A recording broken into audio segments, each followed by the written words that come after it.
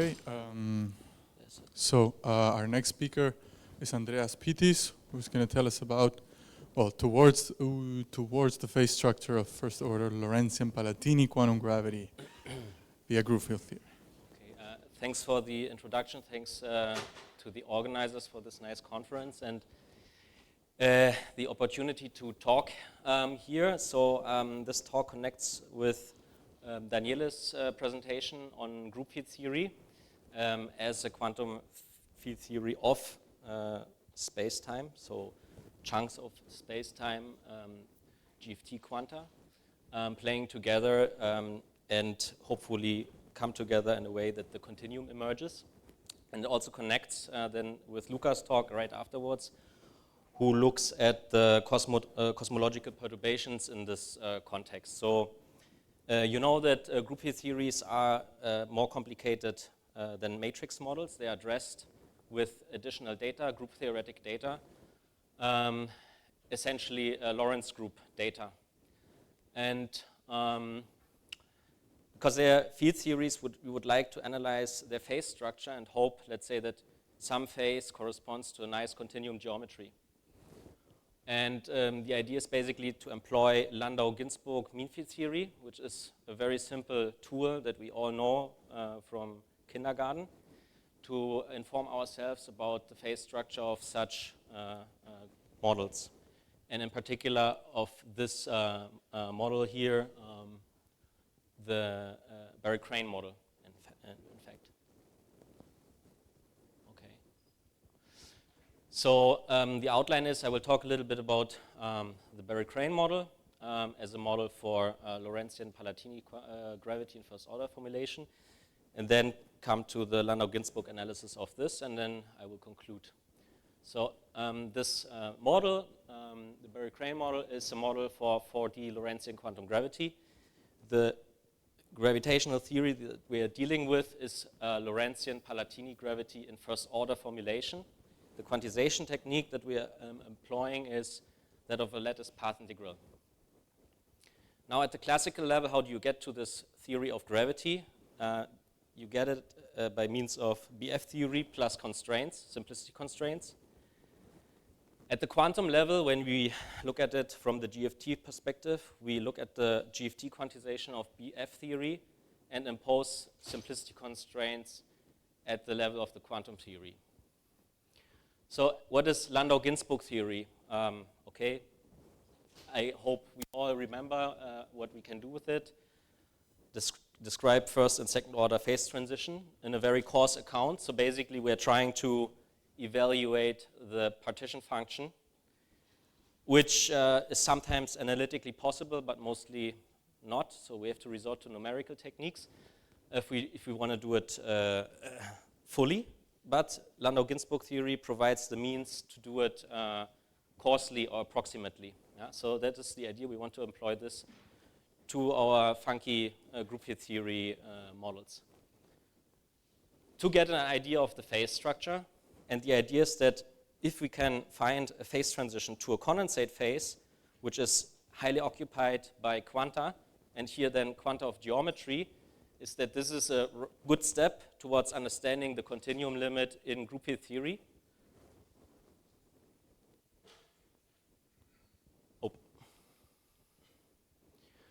So as I said, group field theories are field theories, so we want to employ field theoretic means to analyze the phase structure. Want to understand phase transitions therein and see if a non-perturbative vacuum can exist with the tentative continuum geometric interpretation. And that is also of relevance for spin-form models and simplicial gravity formulations, because you can basically have the expansion of a group field theory partition function is a sum over the amplitudes of spin-form models. And you can rewrite also these amplitudes in terms of bivector variables, and then you get into the reign of simplicial gravity. So let's go back here to classical BF theory and then the quantization thereof in the continuum, which gives you spurious formulation. So what you want to do is you want to quantize this on a lattice. So you would expand this thing here, the delta distribution in terms of characters. Then you have to add your lattice, and the whole construction gets then support on this lattice.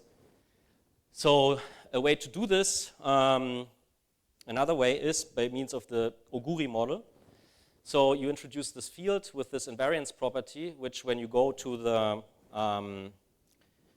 the Lie algebra formulation, so where G is this Lie group that I spoke of, you see that the variables dual, so these flux variables, they sum up and give 0, so the field has the interpretation of a tetrahedron.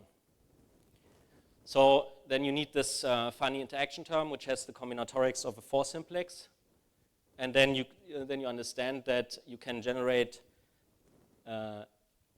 when you have the partition function here, you can generate amplitudes, which are actually, the graphs are dual to triangulations.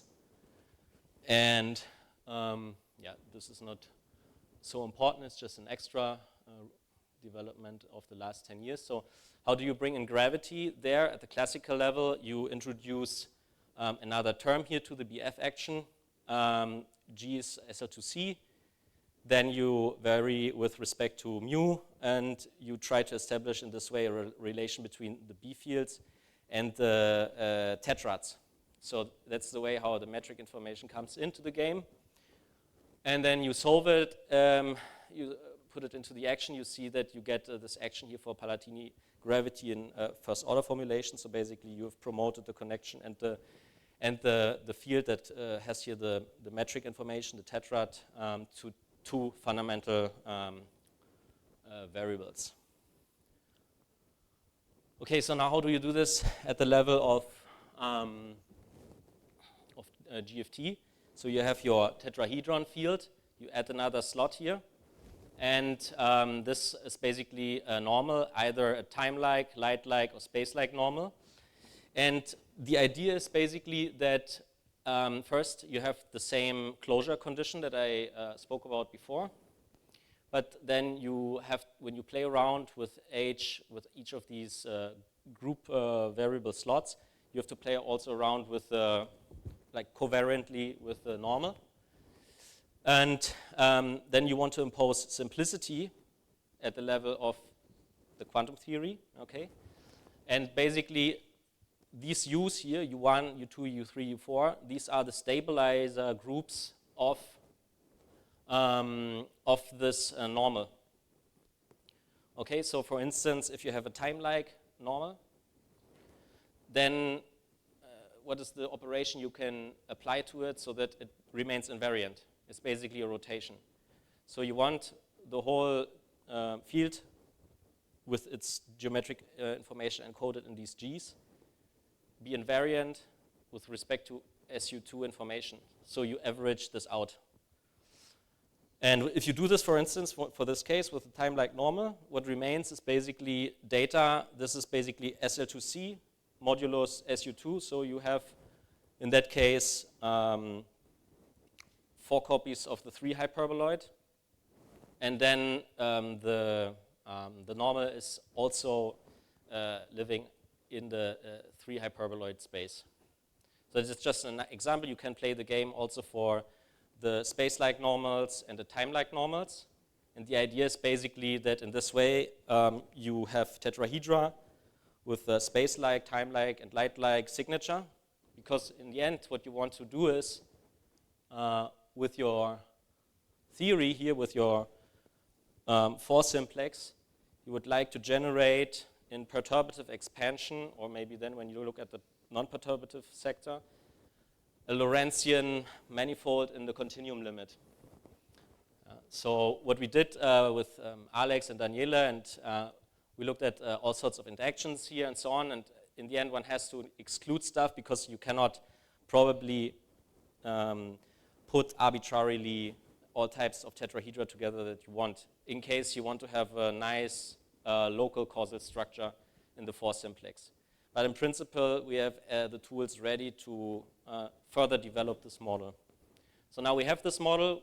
Let's look at the phase structure of this from the point of view of Landau-Ginzburg theory. So in order to do this, we need to introduce a scale, basically the coarse graining scale, and that comes by adding a Laplace-Beltrami operator here into the kinetic term, okay? And then we restrict it to the case where the tetrahedra are all only space-like. So as I said, all of these slots live in the 3 hyperboloid. So then you proceed in a standard way as you do for Landau-Ginzburg theory for ordinary field theory, local field theories. You do it now here. GFTs are non-local, it makes it a little bit more difficult, and also you're dealing with the infinite dimensional representation theory of SL2C to do your computations, because basically you're trying to find the correlation function from the setup here. You find the non-trivial minimizers, and then basically you have a background, which is your non-trivial minimizer, and you look at perturbations around it. And you put this into your equation of motion, you solve the equation of motion, and you get the correlation function. And then from the exponential decay behavior of this, you determine the correlation length. This is now the correlation length on the space of geometry, so to say. And then there's a nice thing about Landau-Ginzburg theory. You can look at the domain of validity of Landau-Ginzburg mean field theory by means of this quantity which Ginzburg gave to us. Basically, it quantifies the strength of the fluctuations. So if the fluctuations become too big, then the whole setup breaks down, because we are looking at linear perturbations over this background. So if Q is small, this all is good. If Q blows up, we are in trouble, and we have to look at non-perturbative techniques. Okay, so you can employ this now. Just as a comparison, for local scalar field theory of quartic, you get this result here. And basically, this exponential suppression factor comes from the hyperbolicity of the 3 hyperboloid.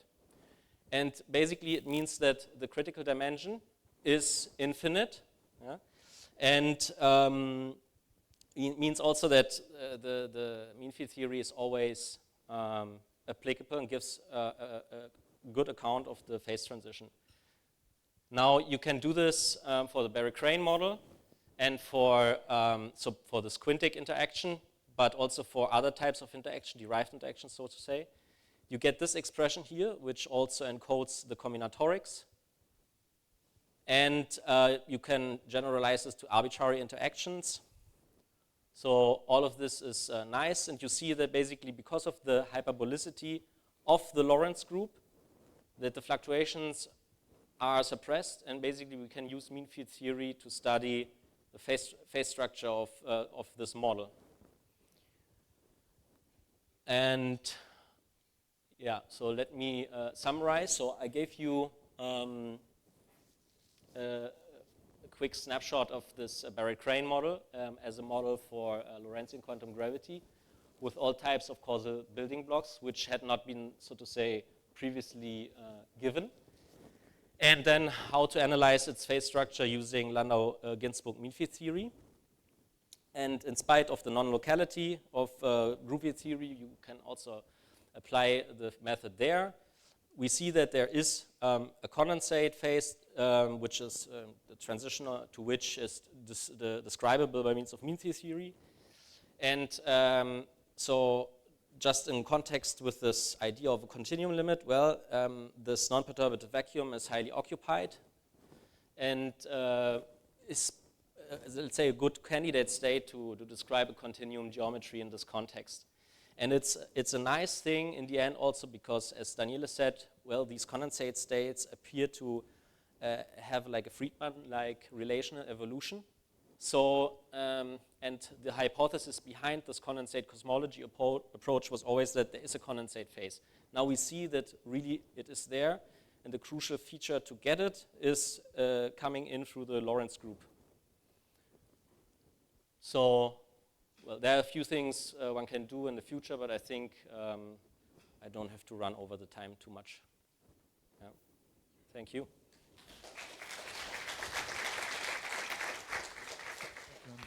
Thank you, Andreas. So, questions?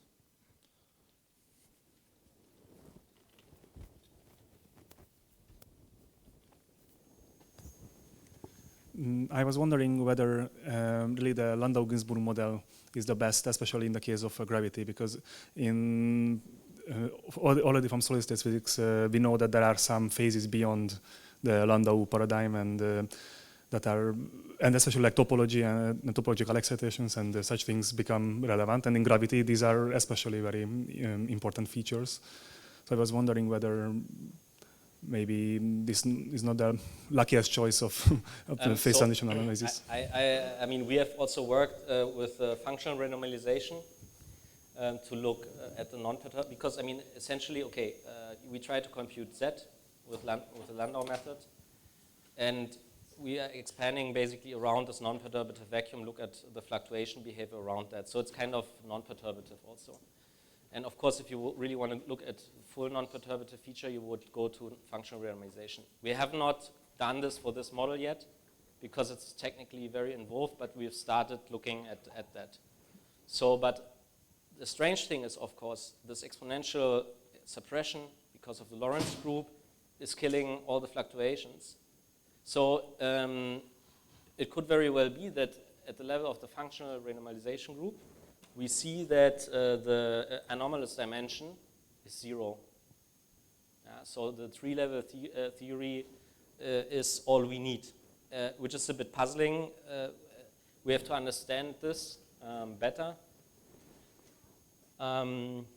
It also has to do with, do we understand the renormalization group or this coarse graining scale well enough? You know, because this is a renormalization scale on the space of geometries.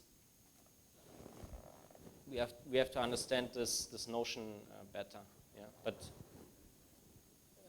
we hope to get to questions as you ask. Mm-hmm. Thank you. Okay, so let's thank Andreas again.